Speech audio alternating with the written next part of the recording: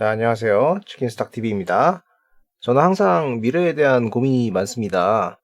아무래도 이제 시장에 있다 보니까 불확실성 같은 거를 항상 안고 있기 때문인데요. 제가 늘 우려하는 바가 있습니다. 제 채널을 처음부터 보신 분들은 아마 아시겠지만은 한국에게 주어진 정해진 미래입니다. 다시 간만에 인구 관련 이야기를 해보겠습니다.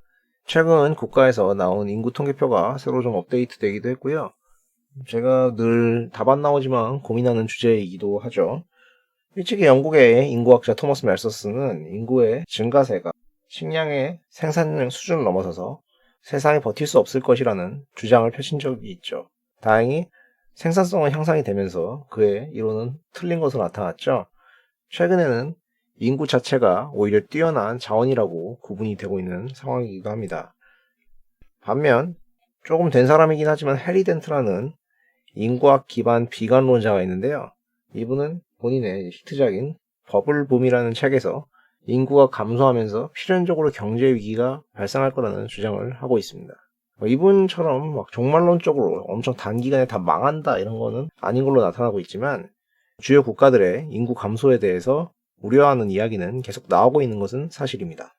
2015년도에 이런 식의 분포를 보였던 세계 인구는 출산율 저하 및 노령화 등으로 인해서 이렇게 종영에 가까운 모습으로 되어갈 것으로 전망이 되고 있습니다. 반면 한국은 이미 조금 모양이 진행이 됐고요. 더욱 심각하게 노인 비중이 높아질 것으로 나타나고 있습니다.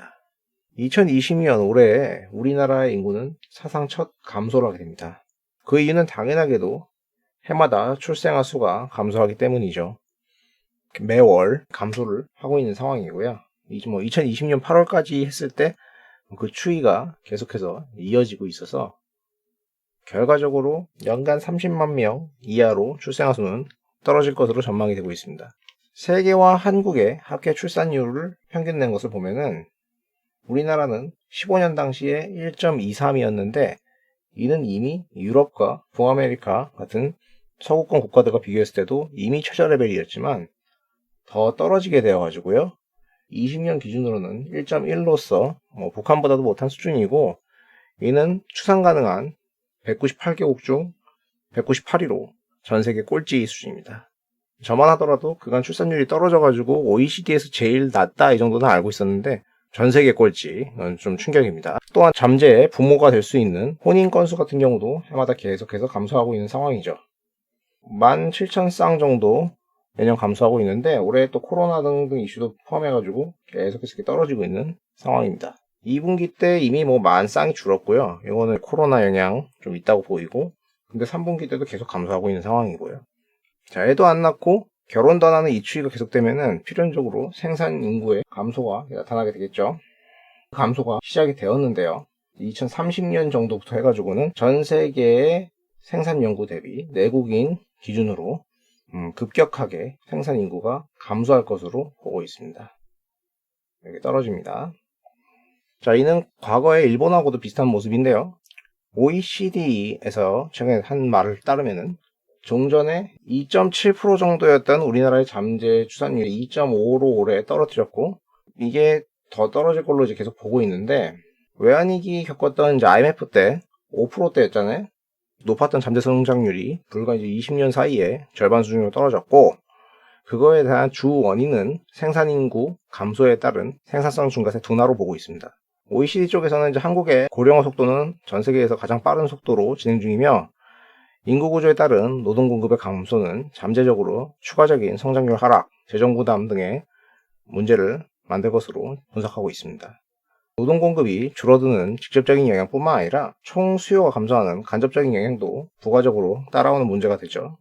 고령 인구의 구성비 추이는 2030년 기준으로 한국이 25% 정도로 전 세계에서 15위 정도가 될 걸로 보이고 이 추이가 계속해서 이어지게 되면은 여타 국가보다 더 빠르게 떨어질 걸로 생각이 돼서 장기적으로 2060년에는 2위까지 될 걸로 보이고 있습니다.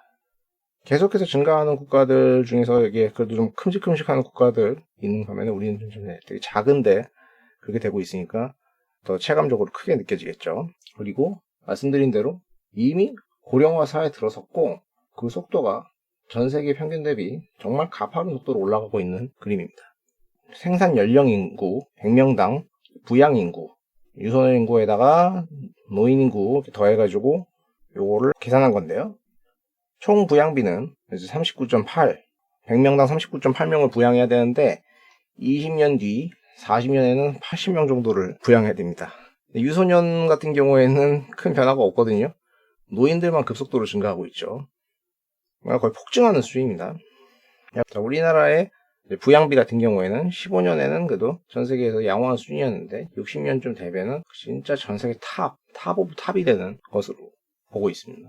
문제는 이 상황에 대해서 딱히 대책이 세워지기가 힘들다는 것이죠.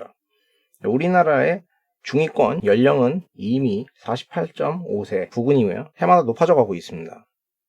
각 나라의 정책을 설립하는 위정자들은 현 민주주의의 1인 1표 체제하에서는 표를 의식해서 계속해서 고려가는 사회에 고령화층에게 편중된 정책을 펼쳐갈 수밖에 없습니다. 혹은 그쪽으로 계속 공략하려고 하겠죠. 그러니까 뭐 그분들도 살기 위해서 또 그런 위정자에게 표를 줄 것이기 때문에 계속 이제 선순환이 아니라 악순환으로 가는 겁니다. 최근에 한 설문조사에서 20, 30대의 절반가량은 결혼을 절대 안 하거나 안 할 가능성이 높다고 했으며 40% 정도는 출산 계획이 없다고 했습니다. 사실 뭐 제 체감적으로는 이거는 경제적인 이유가 제일 크다고 생각을 하고 있습니다. 뭐 그런 맥락에서 홀로살이를 하는 1인 가구의 비중은 계속 증가하고 있고 올해 30% 정도에 달하게 되죠. 근데 1인 가구들은 남자 같은 경우에는 이제 외로움을 피하기가 힘들고요. 여자 같은 경우에는 항시 경제적인 부담을 가지고 있단 말이에요. 이 둘을 이제 화합시켜서 뭔가 생산 인구를 증가시키는 쪽으로 가려면 결국 남자가 여자들의 경제적 이걸 채워줄 수 있는 돈이 많아야 된다는 소리인데 지금 시스템상으로 자력으로 쉽지는 않은 구조이죠. 조사에 따르면 실제로 월세를 살면 결혼이 65% 감소하고 출산 가능성이 이제 55% 감소한다는 말이 있습니다. 누가 월세 살고 전세 살고는 대부분의 사람들의 관심사가 아니죠. 왜냐면 젊은 세대를 제외하면은 대부분의 사람들은 60, 70%가 이미 집을 갖고 있어요. 자가주택을 보유하고 있기 때문에 난 몰라 그런 생각을 할 가능성이 높습니다. 문제는 이게 나만 아니면 돼 수준의 문제가 아닌 것이 결국 이 상태로는 국가적인 차원에서 기존의 후세대가 전세대를 받드는 방식의 체제 유지가 불가능하다는 것이죠. 그럼 시스템을 유지하기 위해서 선택할 수 있는 방법은 결국 세금입니다. 이미 연봉이 높은 젊은 근로자층은 여러 형태로 증세를 감안하고 있는 상황이고요. 플러스로 다시 거기서 더 쥐어짜는 구조를 만들어가게 되겠죠. 전통적인 형태의 담배 가격 인상 이런 거는 이제 한계가 있는 방식이고 최근에 이제 이슈가 되고 있는 주식의 양도세 문제, 부동산의 공시지가 상승하여 보유세 확대 이런 것들도 누가 정권을 잡고 있냐의 문제보다는 인구 구조적인 부분에 영향을 피할 수가 없는 겁니다. 결국 후세대가 과거와 같은 가정 형성 및 생활을 하기 위해서는 윗세대에서 뭔가 집 같은 거 이렇게 증여를 받거나 상속을 받거나 아니면 알아서 사업이나 투자를 해서 성공할 수밖에 없는 이런 상황이 되었습니다. 혹자들은 통일 대한민국이 되면 되지 않겠느냐 기대도 하시지만 최근 정세를 보면 단기간에 이루어지지는 않을 것 같고요. 현재처럼 추이를 이어갈 경우에 외국인 같은 경우에 뭐 크게 증가하지 않거든요. 자연 증가하는 외국인은 거의 미미한 수준인데 이거를 엄청 적극적으로 해야 된다는 이야기도 있습니다만 여기도 애로사항이 있겠죠. 일단 국내 청년들도 힘들어하는 구조에서 해외 애들이 와서 적응해서 해결한다? 이건 쉽지 않은 발상이죠. 또한 과거에 타국인을 자국사회에 녹여내는 멜팅팟 이론, 이질적인 것이 동질적으로 이렇게 쏟아내서 돼가지고 문화를 만든다는 이론은 이미 힘들다는 것이 드러났어요. 일반적으로 국가의 외국인에 대한 정책이 배타적이라서 문제라고 하는데요. 그럴 것 같으면 외국인들이 아예 안 들어온다는 거죠. 그래서 새로 나온 이론이 각자의 개성을 존중해서 이렇게 샌드위치, 빵도 있고 토마토도 있고 치즈도 있고 이런 식으로 해가지고 각자 존중을 해서 사회를 만들어가자 이런 발상도 나왔죠. 채택된 쪽은 미국이나 유럽 쪽인데 이쪽도 최근에 미국의 다인종 봉기 사태나 유럽의 이슬람 개토와 자국민에 대한 테러 등을 보면은 쉽지 않아 보인다. 그들도 인구 문제를 해결하려고 하다가 더 여러 문제를 가지고 오는 상황으로 진퇴양난의 상황을 거듭하고 있습니다.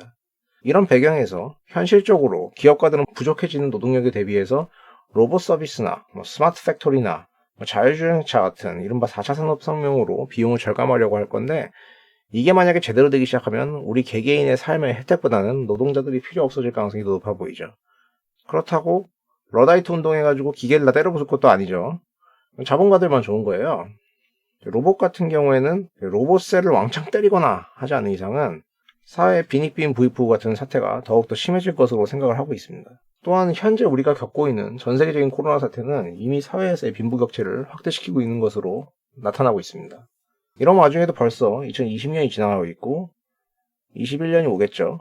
시간 점차 흘러서 우리에게 남아있는 시간이 얼마 없습니다. 누가 그거 모르냐, 어쩌라는 거냐 할 수 있지만은 사회의 헤게모니, 거대 담론은 늘 목전에 닥치면 뭔가 이루어지는데 그때 가면 늘 늦다는 거죠.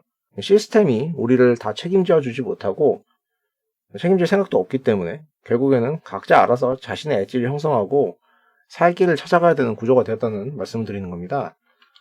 자, 말하다 보니까 인구 구조에 기반한 우리나라의 정해진 미래가 더더욱 가까워졌고 무엇보다 심각한 상황이라는 점을 확인하게 되었는데 한숨만 나오는 상황입니다.